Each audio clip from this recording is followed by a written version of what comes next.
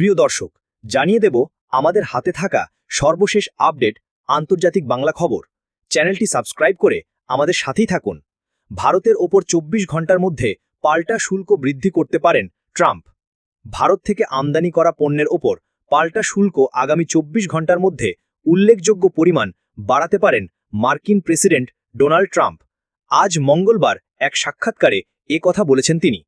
Russia থেকে জ্বালানি তেল কেনার জেরে ভারতের বিরুদ্ধে পদক্ষেপ নেওয়া হতে পারে বলে জানিয়েছেন ট্রাম্প। মার্কিন সংবাদ মাধ্যম সিএনবিসিকে দেওয়া এক সাক্ষাৎকারে ট্রাম্প বলেন, ভারত ভালো বাণিজ্যিক অংশীদার নয়, কারণ তারা আমাদের সঙ্গে অনেক ব্যবসা করে, কিন্তু আমরা তাদের সঙ্গে কোনো ব্যবসা করি না। তাই আমরা ২৫% শুল্ক নির্ধারণ করি। তবে আমি মনে করি আগামী ২৪ ঘন্টায় আমি তা উল্লেখযোগ্য পরিমাণে বৃদ্ধি করতে যাচ্ছি, কারণ তারা রাশিয়ার তেল কিনছে। এমন সময় ট্রাম্প হুমকি দিলেন যখন ৭ আগস্ট থেকে বিভিন্ন দেশের ওপর যুক্তরাষ্ট্রের পাল্টা শুল্ক কার্যকর হতে যাচ্ছে। এর আগে গতকাল সোমবার নিজের মালিকানাধীন সামাজিক যোগাযোগ মাধ্যম ট্রুথ সোশ্যালে একটি পোস্টে তিনি বলেছিলেন, রাশিয়ার তেল কেনার দায়ে তিনি ভারতের পণ্যের ওপর শুল্কের পরিমাণ বৃদ্ধি করবেন। যুক্তরাষ্ট্রকে এই শুল্ক পরিশোধ করবে ভারত। গত ৩১শে জুলাই এক নির্বাহী আদেশ জারি করেন ট্রাম্প। তাতে বিভিন্ন দেশের ওপর পাল্টা শুল্কের পরিমাণ উল্লেখ করা হয়। আদেশ অনুযায়ী ভারতীয় পণ্যের ওপর ২৫% পাল্টা শুল্ক আরোপ করেন ট্রাম্প। পাশাপাশি রাশিয়ার কাছ থেকে তেল কেনার কারণে অতিরিক্ত জরিমানা আরোপের কথাও বলা হয়। তবে কী পরিমাণ জরিমানা আরোপ করা হবে সে সম্পর্কে কিছু জানানো হয়নি। আগামী ৭ আগস্ট থেকে পাল্টা শুল্ক কার্যকর হওয়ার কথা রয়েছে। রাশিয়া ইউক্রেন যুদ্ধ শুরুর পর রাশিয়া থেকে বিপুল পরিমাণ জ্বালানি তেল কিনছে ভারত। তবে এই নিয়ে ওয়াশিংটনের আপত্তি রয়েছে। সূত্রের বরাতে ব্লুমবার্গ জানিয়েছে, যুক্তরাষ্ট্রের চাপের মুখেও ভারতীয় তেল শোধনাগারগুলোকে রাশিয়ার তেল কেনা বন্ধের নির্দেশনা দেয়নি নয়াদিল্লি সরকার। এদিকে ট্রাম্পের হুঁশিয়ারি পাত্তা দিচ্ছে না ভারত। পাল্টা পদক্ষেপের বার্তা। রাশিয়ার থেকে তেল কেনা নিয়ে সোমবার ৪ আগস্ট রাতে ভারতকে আরও একবার হুঁশিয়ারি বার্তা দিয়েছেন মার্কিন প্রেসিডেন্ট ডোনাল্ড ট্রাম্প। তিনি জানিয়েছেন, ভ্লাদিমির পুতিনের দেশ থেকে তেল কিনে খোলা বাজারে তা বিক্রি করার অপরাধে ভারতের ওপর আরও শুল্ক চাপানো হবে। তবে ট্রাম্পের এমন বার্তার পর এবার কড়া প্রতিক্রিয়া জানিয়েছে ভারতের পররাষ্ট্র মন্ত্রণালয়। মন্ত্রণালয়ের পক্ষ থেকে জানানো হয়েছে, জাতীয় স্বার্থ রক্ষার জন্য অবিলম্বে পদক্ষেপ নেবে ভারত। দেশটির পররাষ্ট্র মন্ত্রণালয়ের বিবৃতিতে জানানো হয়েছে, রাশিয়া ইউক্রেন যুদ্ধ শুরু হওয়ার পর থেকেই রাশিয়ার কাছ থেকে তেল কেনা নিয়ে নয়াদিল্লিকে বারবার উদ্দেশ্য প্রণোদিতভাবে নিশানা করছে যুক্তরাষ্ট্র ও ইউরোপীয় ইউনিয়ন। এটি শুধু অন্যায্যই নয়, অযৌক্তিকও। বিবৃতিতে আরও বলা হয়েছে, রাশিয়া ইউক্রেন যুদ্ধ শুরু হওয়ার পর থেকেই রাশিয়ার কাছ থেকে তেল কেনার জন্য ভারতকে নিশানা করা হচ্ছে। আদতে সংঘাত শুরু হওয়ার পর সমস্ত প্রয়োজনীয় সামগ্রী ইউরোপে চলে যাচ্ছিল বলেই ভারত রাশিয়া থেকে তেল আমদানি শুরু করে। সেই সময় বিশ্বের জ্বালানির বাজারে স্থিতিশীলতা বজায় রাখতে রাশিয়া থেকে ভারতের তেল আমদানিতে উৎসাহ দিয়েছিল যুক্তরাষ্ট্র। ভারতীয় পররাষ্ট্র মন্ত্রণালয়ের দাবি, ভারতের ক্রম সমালোচনাকারী দেশগুলো নিজেরাই রাশিয়ার সঙ্গে বাণিজ্যে লিপ্ত হচ্ছে। পরিসংখ্যান তুলে ধরে ভারতের পররাষ্ট্র মন্ত্রণালয় জানিয়েছে, শুধু ২০২৪ সালেই ইউরোপীয় ইউনিয়ন এবং রাশিয়ার মধ্যে ৬৭,৫০০ কোটি ইউরো দ্বিপাক্ষিক বাণিজ্য হয়েছে। ২০২৩ সালে বাণিজ্য হয়েছে ১৭,২০০ কোটি ইউরোর। সেই হিসেবে দেখতে গেলে যা ভারত রাশিয়ার মোট বাণিজ্যের চেয়ে অনেক বেশি। শুধু তাই নয়, ২০২৪ সালে ইউরোপের প্রাকৃতিক গ্যাস আমদানির পরিমাণ ১৬৫ লক্ষ টনে পৌঁছেছে, যা ২০২২ সালে রেকর্ডকেও ছাড়িয়ে গেছে। কেবল জ্বালানিই নয়, রাশিয়া থেকে সার, খনিজ, রাসায়নিক, লোহা, ইস্পাত এবং নানো যন্ত্রপাতিও আমদানি করে ইউরোপ। পিছিয়ে নেই যুক্তরাষ্ট্র। রাশিয়ার কাছ থেকে তারা পারমাণবিক শিল্পের জন্য প্রয়োজনীয় ইউরেনিয়াম হেক্সাফ্লুরাইড, প্যালাডিয়াম, বিবিধ সার এবং রাসায়নিক কেনে। রাশিয়া ইউক্রেন সংঘর্ষের পরেও সেই আমদানি অব্যাহত রয়েছে।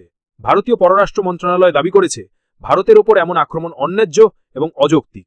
বিশ্বের যে কোনো প্রধান অর্থনীতির মতোই ভারতও তার জাতীয় স্বার্থ এবং অর্থনৈতিক নিরাপত্তা রক্ষার্থে প্রয়োজনীয় সব রকম পদক্ষেপ করবে। অপরদিকে হামাস নির্মূল না হওয়া পর্যন্ত লড়াই চালিয়ে যাওয়ার ঘোষণা নেতানিয়াহুর। ইসরায়েলের প্রধানমন্ত্রী বেনিয়ামিন নেতানিয়াহু মঙ্গলবার বলেছেন, গাজায় হামাসের বিরুদ্ধে চূড়ান্ত বিজয় অর্জন না করা পর্যন্ত অভিযান চালিয়ে যেতে হবে। এটা ইসরায়েলি জিম্মিদের মুক্তি ও দেশের নিরাপত্তার জন্য জরুরি। নেতানিয়াহু একটি সামরিক প্রশিক্ষণ কেন্দ্রের সফরের সময় বলেন, শত্রুকে পরাজিত করা, আমাদের সমস্ত জিম্মিদের মুক্ত করা এবং নিশ্চিত করা যে গাজা আর কখনো ইসরায়েলের জন্য হুমকি হয়ে উঠবে না, এই লক্ষ্যেই আমাদের অভিযান সম্পূর্ণ করতে হবে। এর একদিন আগেই ইসরায়েলি সংবাদ মাধ্যমে খবর আসে, দেশটির সেনাবাহিনী পুরো গাজা ভূখণ্ড দখল করতে পারে। এর প্রেক্ষিতেই নেতানিয়াহু এই মন্তব্য করেন। এদিকে মঙ্গলবার ইসরায়েলের প্রতিরক্ষামন্ত্রী যোয়াভ গ্যালান্টো হামাসকে পরাজিত করার জন্য প্রয়োজনীয় সব ব্যবস্থা গ্রহণের উপর জোর দেন। তিনি জানান নেতানিয়াহুর কাছে এ লক্ষ্যে একটি পরিকল্পনা পেশ করবেন। গ্যালান্ট বলেন, গাজায় হামাসের পরাজয় ও পণবন্দীদের ফেরত আনার শর্ত সৃষ্টি করাই এই যুদ্ধের প্রধান উদ্দেশ্য।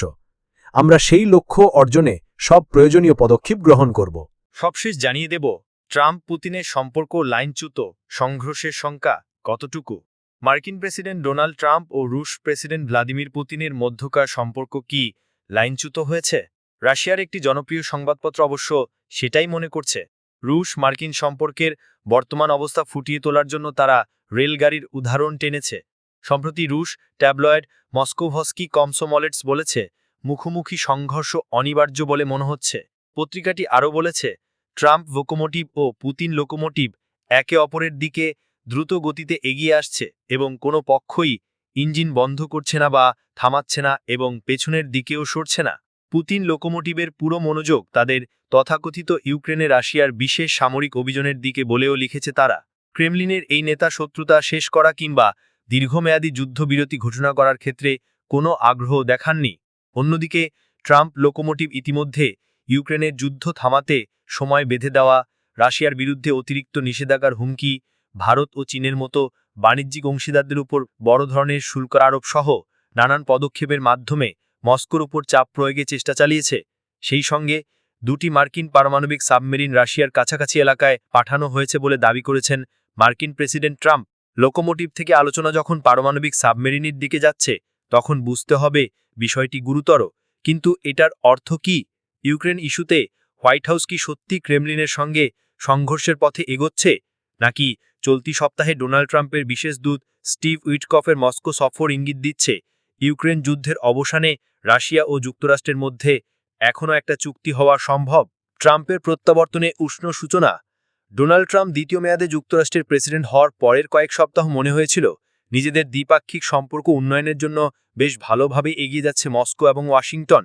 তখন মুখোমুখি সংঘর্ষের কোনো ইঙ্গিত তো দূরের কথা, মাঝে মাঝে এমনও মনে হতো যেন ভ্লাদিমির পুতিন ও ডোনাল্ড ট্রাম্প একই গাড়িতে একই দিকে এগিয়ে চলেছেন। গত ফেব্রুয়ারিতেও রাশিয়ার পক্ষেই ছিল যুক্তরাষ্ট্র।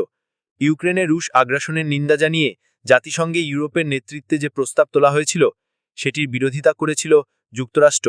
ওই মাসেই এক টেলিফোন আলাপে দুই দেশের প্রেসিডেন্ট একে অপরের দেশে রাষ্ট্রীয় সফরের কথাও বলেছিলেন। তখন মনে হচ্ছিল পুতিন ট্রাম্প শীর্ষ সম্মেলন যে কোনো দিনই হতে পারে। মার্কিন প্রশাসন সেই সময় মস্কোর বদলে কিয়েভের উপর চাপ প্রয়োগ করছিল। এছাড়া কানাডা ও ডেনমার্কের মতো পুরনো মিত্রদের সঙ্গেও লড়াইয়ের পথে এগোতে দেখা যাচ্ছিল যুক্তরাষ্ট্রকে। মার্কিন অফিসাররা তাদের বক্তৃতা ও সাক্ষাৎকারে ন্যাটো ও ইউরোপের নেতাদের তীব্র সমালোচনা করেছিলেন। সেগুলো তখন ক্রেমলিনের কানে সুর হয়ে বাজছিল। রাশিয়ার academy of science centre for security স্টাডিজের রাষ্ট্রবিজ্ঞানী কনস্ট্যান্টিন ব্লোখিন গত মার্চে রুশ গণমাধ্যম ইজভেস্তিয়াকে বলেন, ব্রাসেলস বা কিয়েভের তুলনায় যুক্তরাষ্ট্রের এখন রাশিয়ার সঙ্গে অনেক বিষয়ে বেশি মিল রয়েছে। পরের মাসেই ওই সংবাদপত্রে বলা হয়, ট্রাম্প সমর্থকরা বিপ্লবী, তারা প্রচলিত ব্যবস্থা ভেঙে ফেলছেন, তাদের এই কাজে সমর্থন দেওয়া যেতে পারে। পশ্চিমের ঐক্য আর নেই, ভূ রাজনৈতিকভাবে তারা আর জোটবদ্ধ নয়।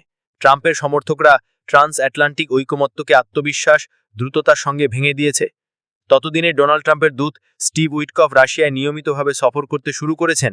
মাত্র 2 মাসের কিছু বেশি সময়ের মধ্যে তিনি দেশটিতে অন্তত 4 বার সফর যান। সেখানে রুশ প্রেসিডেন্ট ভ্লাদিমির পুতিনের সঙ্গে ঘণ্টার পর ঘণ্টা আলোচনা করেন। এর মধ্যে একটি ম্যাচের পর ক্রেমলিনের নেতা হোয়াইট হাউসে নিয়ে যাওয়ার জন্য তাকে ডোনাল্ড ট্রাম্পের একটি প্রতিকৃতি উপহার দেন। এই ঘটনায় প্রেসিডেন্ট ট্রাম্প রীতিমতো মুগ্ধ হয়েছিলেন বলে জানা যাচ্ছিল। কিন্তু প্রেসিডেন্ট ট্রাম্প মস্কোর কাছ থেকে নিজের প্রতিকৃতির চেয়ে বেশি কিছু চেয়েছিলেন।